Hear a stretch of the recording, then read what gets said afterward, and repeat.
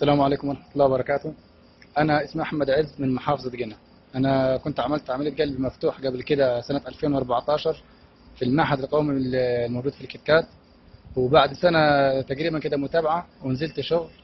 ففجأة تعبت ورحت كشفت عند أكتر من دكتور في البحر الأحمر وفي قنا وأكتر من مكان، وكان كله نفس الكلام، بيقول لي لازم تعمل عملية قلب مفتوح تانية، عندك ضيق في الشريان.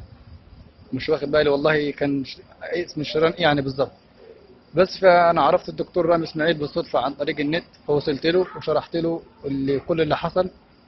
بس قال لي ان هو المشكله عندك فعلا، عندك ضيق في الصمام، لكن مش لازم العمليه باذن الله. احنا هنتابع على علاج وادويه لمده 3 شهور، ولو ما كانش في اي نتيجه وبعدها يا سيدي بشوف مشوار العمليه، وانا ما بعملش عمليات.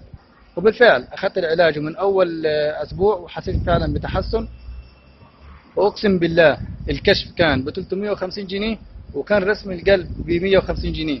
انا عن نفسي يعني كان اعتراضي على رسم القلب ازاي ب 150، وانا كنت عملته في المستشفى بره ب 30 جنيه و40 جنيه و50 جنيه والمسافه المشاوير دي يعني.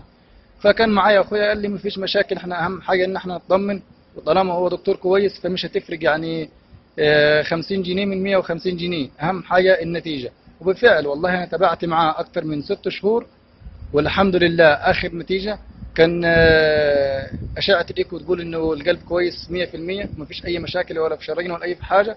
وبرضه رجعت كشفت تاني عند الدكاتره اللي هم كانوا قرروا ان انا لازم اعمل عمليه، قالوا لي هو ما فيش اي مشاكل عندك انت كده الحمد لله.